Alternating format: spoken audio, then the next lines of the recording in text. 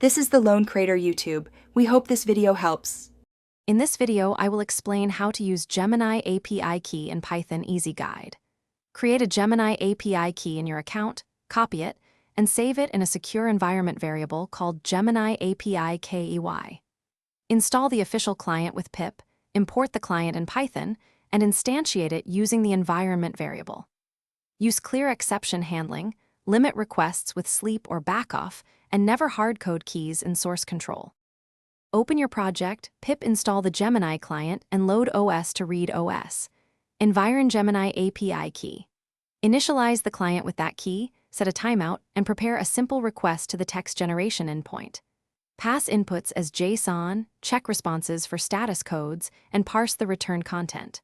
Always catch exceptions, log errors for debugging, use exponential backoff for retries, and rotate keys if you hit hard limits.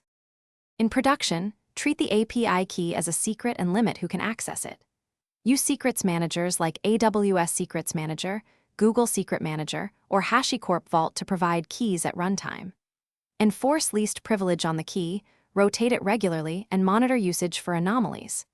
Use logging and alerts for unusual patterns, mask keys in logs, and remove keys from code, config files, and public repositories periodically. Thanks for watching. Consider subscribing if we helped you.